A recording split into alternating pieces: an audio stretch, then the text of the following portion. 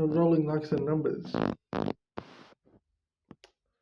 Let's see if there's anything significant about Chapter 13. Nicolas Flamel. Dumbledore had convinced Harry not to go looking for the Mirror of Erised again, and for the rest of the Christmas holidays, the invisibility cloak stayed folded at the bottom of his trunk. Harry wished he could forget what he'd seen in the mirror as easily, but he couldn't. He started having nightmares. Over and over again dreamt about his parents disappearing in a flash of green light, while a high voice cracked with laughter. See, Dumbledore was right.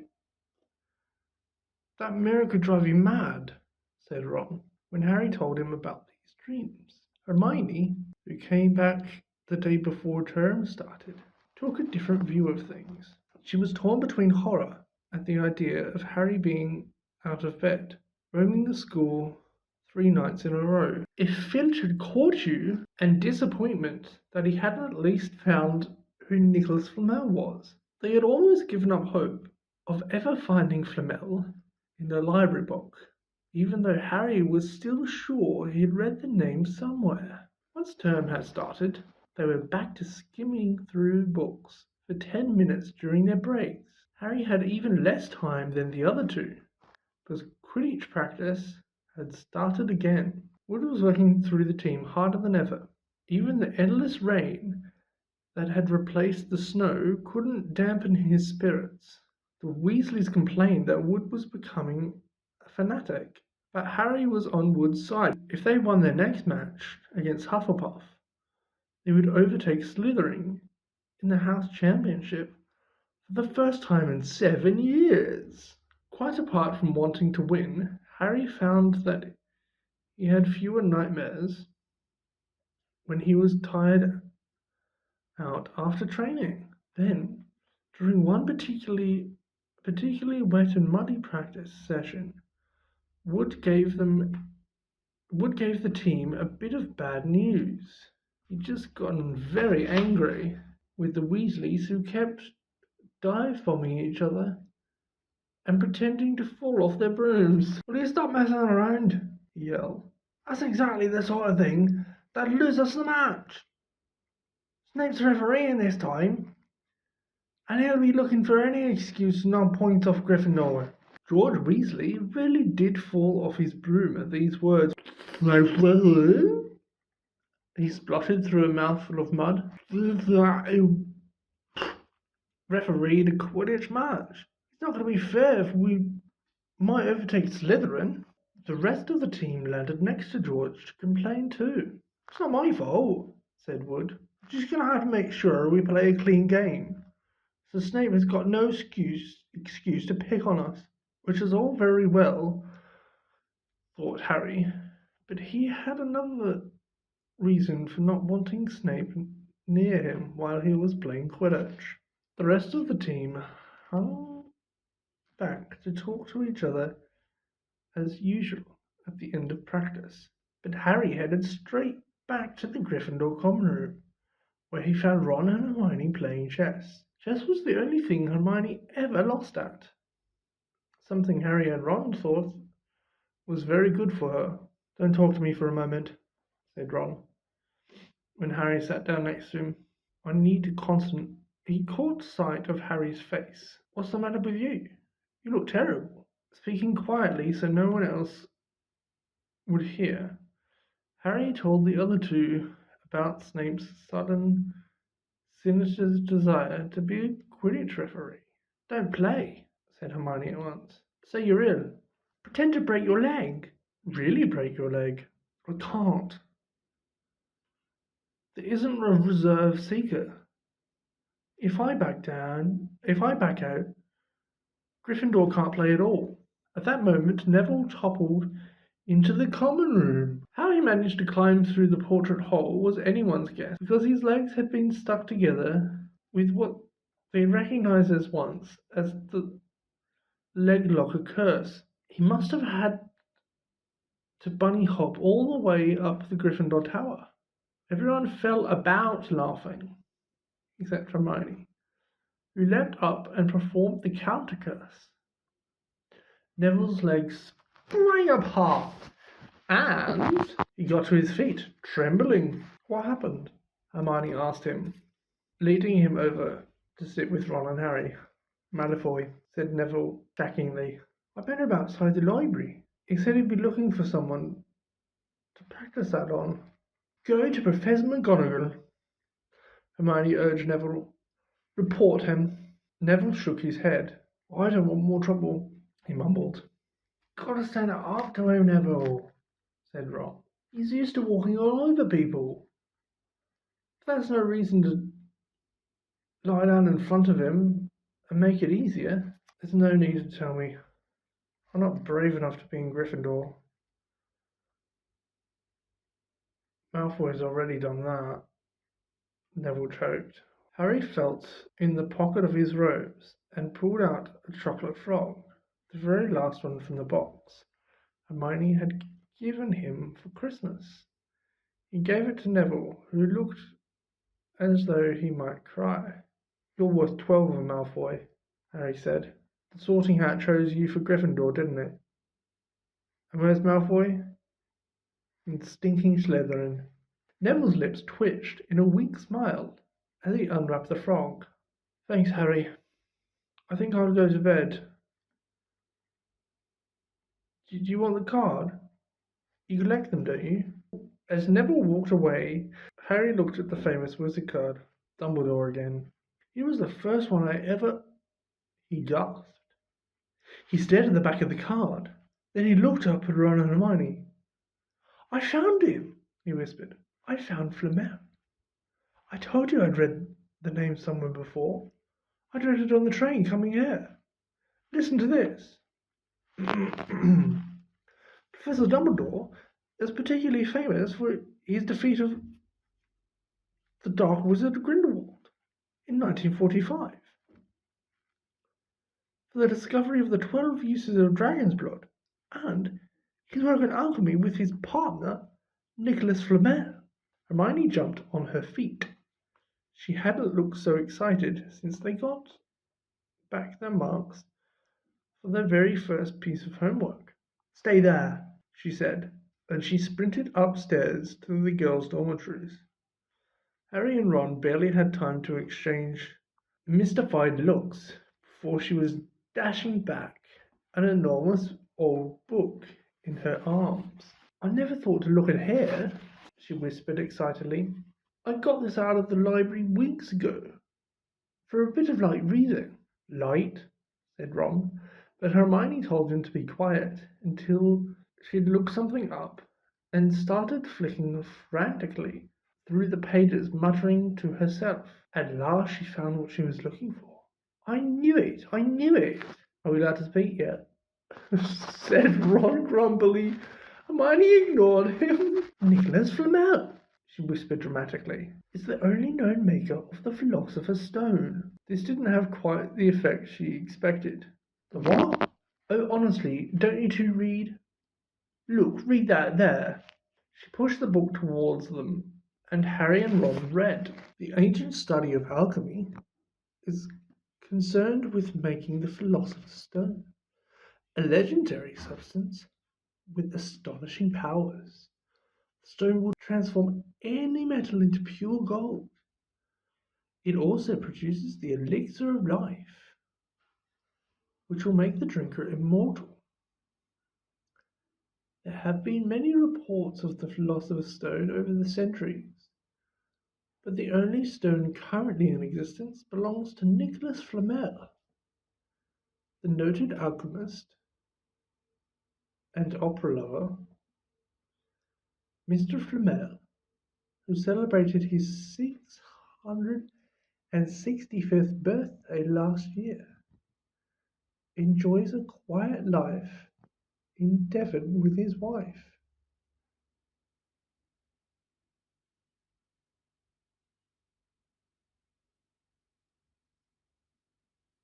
Pernero, 658. See, said Hermione, when Harry and Ron finished. The dog must be guarding Flamel's Philosopher's Stone. I bet he asked Dumbledore to keep it safe for him.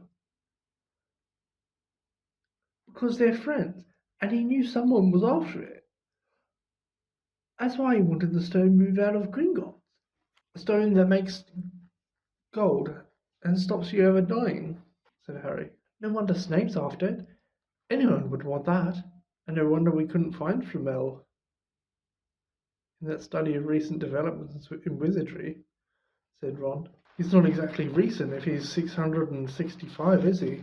Next morning, in Defense Against the Dark Arts, while copying down different ways of treating werewolf bites, Harry and Ron were still discussing what they'd do with the Philosopher's Stone, if they had one.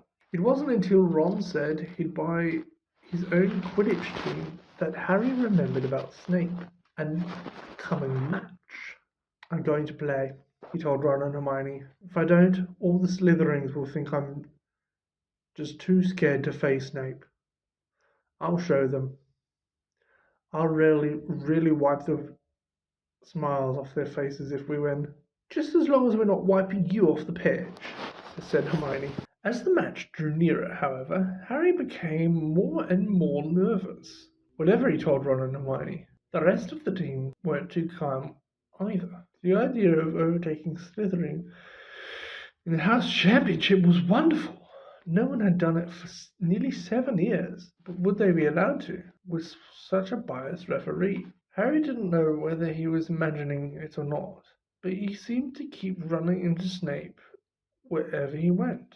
At times, he wondered whether Snape was following him, trying to catch him on his own. Potions lessons were turning into a sort of weekly torture. Snape was so horrible to Harry. Could Snape possibly know they'd found out about the Philosopher's Stone? Harry didn't see how he could. Yet he sometimes had a horrible feeling that Snape could read minds. Harry knew when they wished good luck outside the changing rooms the next afternoon that Ron and Hermione were wondering whether they'd see him alive again.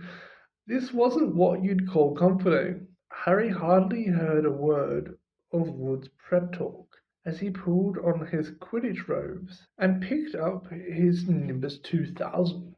Ron and Hermione, however, meanwhile, had found a place in the stands next to Neville, who couldn't understand why they looked so grim and worried, or why they hadn't both brought their wands to the match. Little did Harry know that Ron and Hermione had been secretly practicing the leg locker curse. They got the idea from Malfoy using it on Neville, and were ready to use it on Snape if he had showed any sign of wanting to hurt Harry. Now, don't forget, it's Locomotor Mortis, Hermione muttered, as Ron slipped his wand up his sleeve.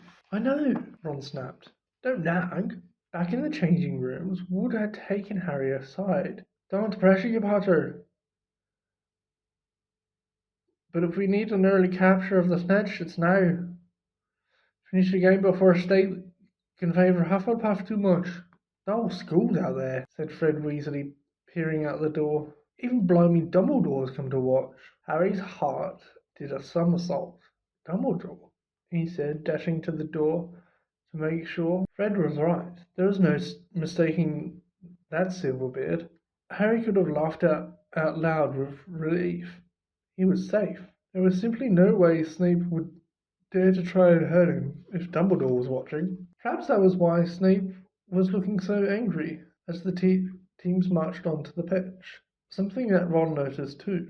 I've never seen Snape look so mean, he told Hermione. Look, they're off. Ouch! Someone had poked Ron in the back of the head. It was Malfoy.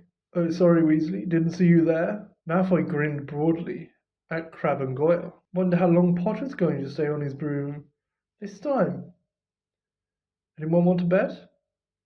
What about you, Weasley? Ron didn't answer. Snape had just awarded Hufflepuff a penalty because George Weasley had hit a bludger at him. Hermione, who had all fingers crossed in her lap, was squinting fixedly at Harry, who was circling the game like a hawk, looking for the snitch. You know how I think they choose the people for the Gryffindor team? said Malfoy loudly a few minutes later, as Snape awarded Hufflepuff another penalty for no reason at all. It's people they feel sorry for. See, there's Potter, who's got no parents. Then there's the Weasleys, who've got no money. You should be on the team, Longbottom. You've got no brains. Neville went bright red, but turned in his seat to face Malfoy. I'm worth 12 of you, Malfoy, he stammered.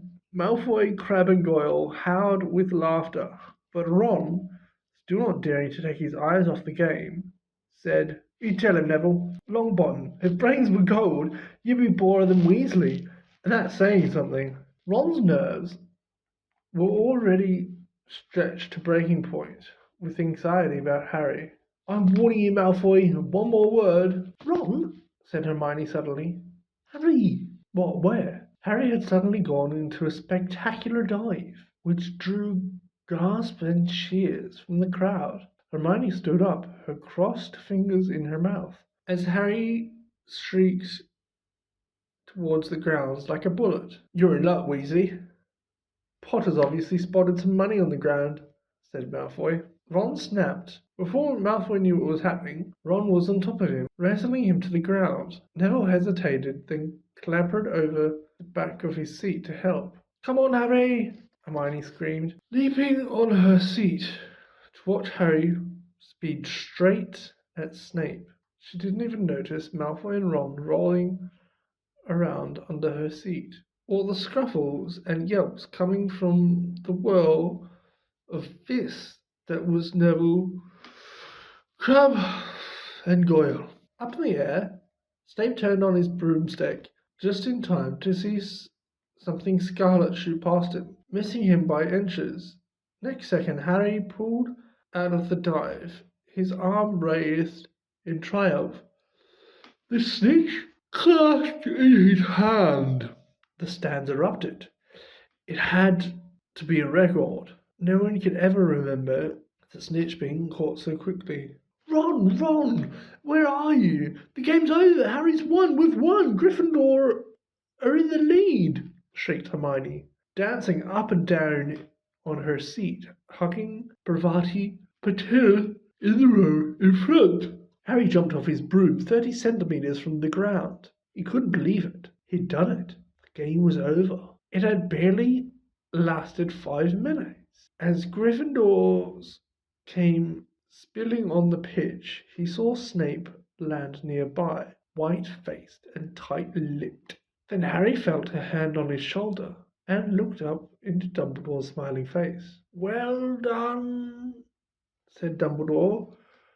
Quietly said Harry can hear. Nice to see you haven't been prodding about that mirror. Been keeping busy. Excellent. Snape spat bitterly onto the ground. Harry left the changing room alone. Sometime later, to take Nimbus 2000 back to the broom shed. He couldn't ever remember feeling happier. He'd really done something to be proud of now. No one could say it was just a famous name anymore. That evening, air had never smelled so sweet. He walked over the damp grass, reliving the last hour in his head, which was a happy blur. The Gryffindors running to lift him on their shoulders. Ron and Hermione in the distance, jumping up and down. Ron cheering through a heavy nosebleed. Harry had reached the shed. It leaned against the wooden door and looked up at Hogwarts, with its windows glowing red in the setting sun. Gryffindor in the lead. He'd done it. He'd shown Snape. And speaking of Snape, a hooded figure came swiftly down the front steps of the castle. Clearly not wanting to be seen, it walked as fast as possible towards the Forbidden Forest. Harry's victory faded from his mind as he watched. He recognized the figure's prowling walk. Snape, sneaking into the forest while everyone else was at dinner. What was going on? Harry jumped back on his Nimbus 2000 and took off. Gliding silently over the castle, he saw Snape enter the forest. At a run, he followed. The trees were so thick, he couldn't see where Snape had gone. He flew in circles, lower and lower, brushing the top branches of trees until he heard voices. He glided towards them and landed noisily in a towering tree. He climbed carefully along one of the branches, holding tight onto his broomstick, trying to see through the leaves. Below, in a shadowy clearing, stood Snape. But Krill was there too. Harry couldn't make out the look on his face, but he was stuttering worse than ever. Harry strained to catch what they were saying. Don't know why you wanted to meet here of all places, Severus. Oh, I thought we would keep this private, said Snape, his voice icy. Students aren't supposed to know about the Philosopher's Stone. After all, Harry leaned forward. Quirrell was mumbling something. Snape interrupted him. Have you found out how to get past that beast of Hagrid's yet? But Severus, You don't want to be as your enemy, Quirrell, said Snape, taking a step towards him. I don't... I don't know what you... You know perfectly well what I mean. An owl hooted loudly, and Harry nearly fell out of the tree. He steadied himself in time to hear Snape say, "You little bit of hocus pocus. I'm waiting." But don't. Very well, Snape cut in. We'll have another little chat soon, when you've had time to think things over and decide where your loyalties lie. He threw his cloak over his head and strode out of the clearing. It was almost dark now, but Harry could see Quirrell standing quite still, as though he was petrified. "Harry, where have you been?" Hermione squeaked. "We won! You won! We won!" shouted Ron, triumphing, thumping Harry on the back. "And now got Malfoy a black eye, and Neville tried to take Crabbe and Goyle single-handed. He's still out cold, but Madame Pomfrey says he'll be all right. Talk about showing slithering. Everyone's waiting for you in the common room. We're having a party. Fred and George stole some cakes and stuff from the kitchens." "Never mind that now," said Harry breathlessly. "Let's try and find an empty room. You wait till you hear this." He made sure Peeves wasn't inside before shutting the door behind them. He told them what he'd seen and heard. "So you were right. It is the Philosopher's Stone, and Snape's trying to force Quirrell to help him get it. He asked if he knew how to get past Fluffy, and he said something about Quirrell's hocus pocus. I reckon there are other things guarding the stone, apart from Fluffy. Loads of enchantments, probably. And Quirrell would have done some anti-dark art spells, which Snape needs to break through." "So you mean the stone's only safe as long as Quirrell stands up to Snape?" said Hermione in alarm. "Be gone by next Tuesday," said Ron. Whoa! What a cliffhanger! It sounds like, a mid-conversation, but it's the end of the chapter. I want to keep reading, and I will. But in the meantime, I think lunch is afoot.